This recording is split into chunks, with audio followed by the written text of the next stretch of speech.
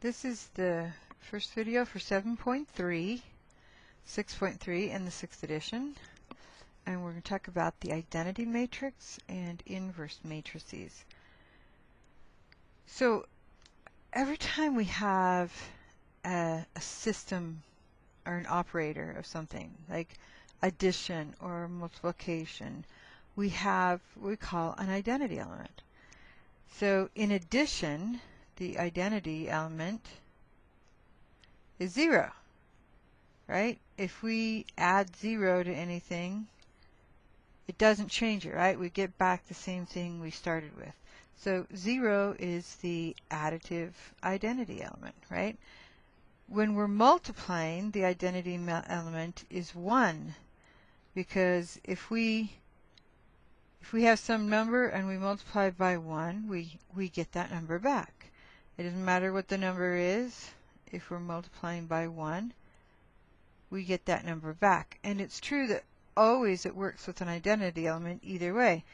So if 11 times 1 is 11 and 1 times 11 is 11, it goes either way. And the same thing happens with 0.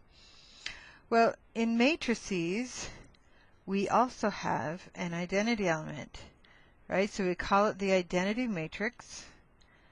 And it's always a square matrix, okay? And it has all zeros except for ones down the diagonal. Okay, so it doesn't matter how big it is, it will have all zeros except for 1 down the diagonal. And it'll go straight down the diagonal because it's a square. So I could have a matrix that's 5 by 5, and I can have an identity element, and it will be all zeros except for the ones down the diagonal. Okay? Now, what happens is I can multiply by anything that I can multiply by. I can multiply by this identity, and it will give me back the thing that I started with. Anything that I can, right? So this is a 2 by 2. I can multiply by anything that's 2 by something. Okay? So if I have a 2 by 1, right? So say I have this and it's 3, 5. Well, look what happens when I multiply. I take top row, first column, and I'm going to multiply them, right? And then add them. And so first row, first column is 3. Okay, then I'll do second row, first column, since that's the only other one. So second row, first column,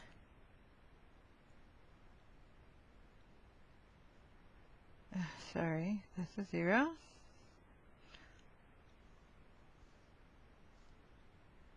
It's 5. All right, so do you see what happened? This and this, it's the same thing. Now, I could do this the other direction if I could multiply, right? So if I switch order, I can't multiply. But if I had something that, like a 2 by 2, that I could do it in either order, I could do the multiplication, then it would always turn out to be the identity. It would turn out that I'd get back the thing I was multiplying by. Okay, so that's the identity element. And you can probably notice as you do this why it works. So let's look here. We have a 3 by 3 with the identity. We're going to multiply it by a 3 by 2. You notice that when I use the first row and multiply it by the first column, the 1 times 1 will be there, but the other two are going to be zeros because they're being multiplied by zeros. So it'll add up to just 1. It's going to be 1 plus 0 plus 0, right? And you notice that when I do first row, second column, the same thing happens, right? In fact, anything I multiply the first row by, I'm only getting the first number. The others are zeros. So that's why that identity element always works. When I multiply in by the second row, you notice that the second number is a 1, everything else is a 0, so it's only going to give me the second number. I'm going to get a 2. And when I do it on the second column, I'm going to get a 5. So you can see how that works out, that this turns out to be the identity element. Okay, because it's always giving you just that one number. The other things in that column are all going to be zeros.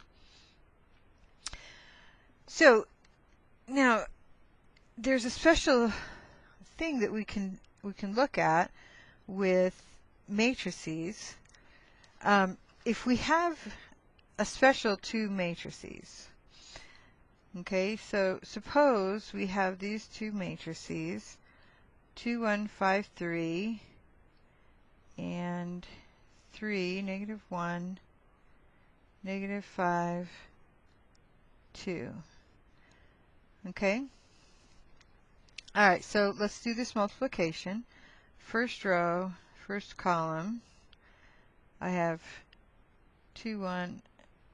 I'm going to multiply them, and then I add them. I get a 1. So first row, first column is a 1.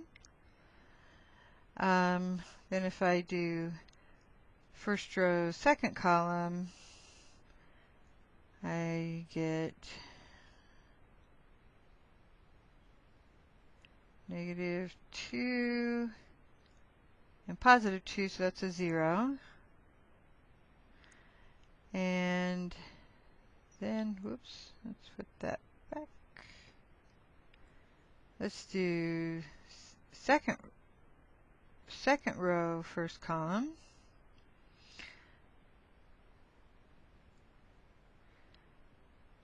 All right, so 15 and negative 15 adds up to 0. And finally, we do second row, second column, and you get negative 5 and 6, so that adds up to 1. So if you notice here, what I have is I have two matrices that I multiply together and get the identity matrix. So these matrices are called inverse matrices. Okay, they are inverses of each other. In other words, like they undo each other, right?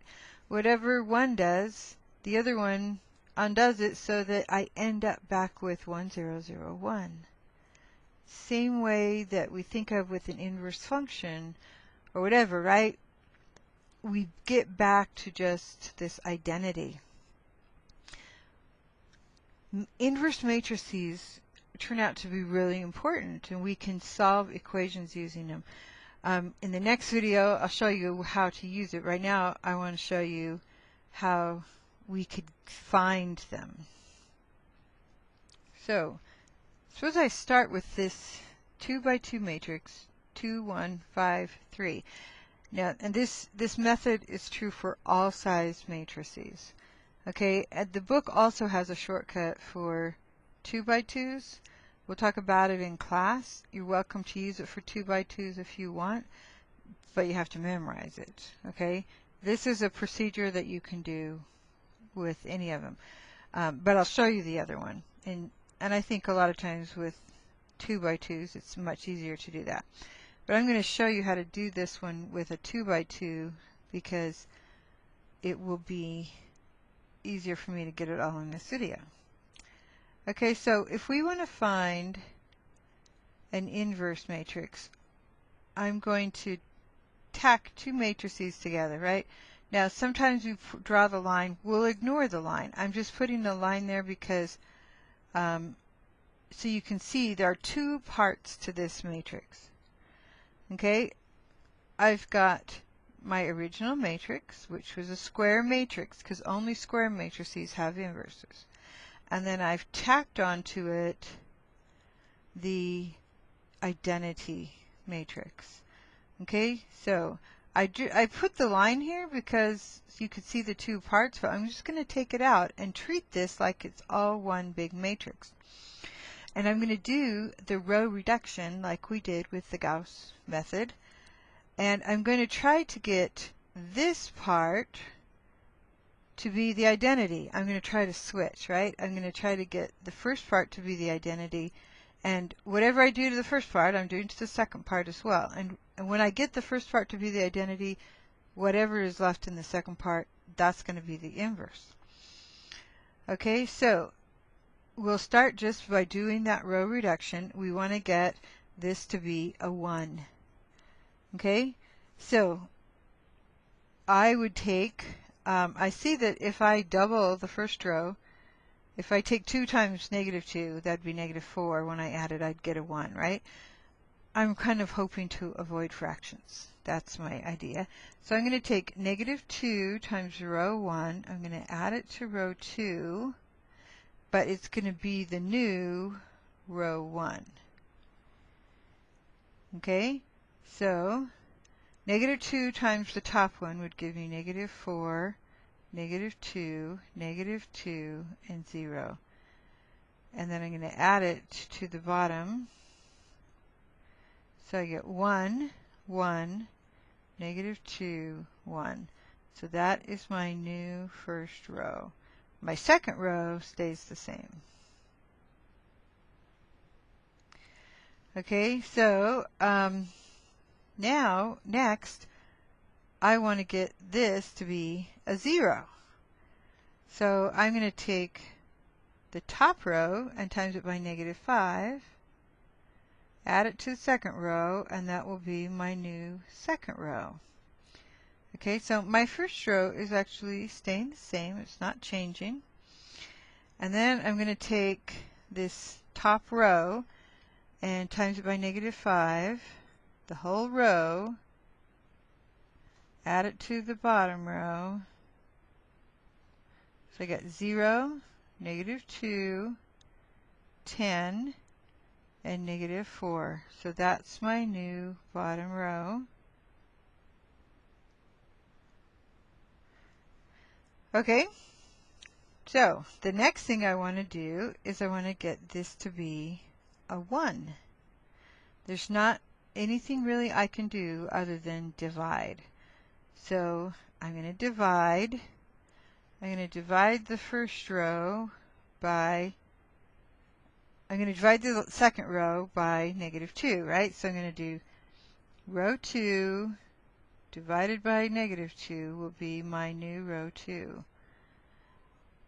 Okay, so row 1 is going to stay the same. And I'm just going to divide everything in the bottom by -2. So I got 0, 1, -5, and 2. One thing left to do, I need to get this to be a 0. And in order to do that, I can just times the bottom row by -1. So negative row 2, add it to row 1. It'll be my new row 1. The row 2 is already done. We don't want to change that. And the top one then, see, I'll be taking 0, -1, +5, -2, adding it to 1, 1, -2, 1. That's going to be 1, 0, 3, -1.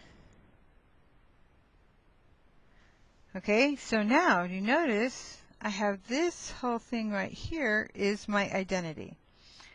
So that means this is my inverse.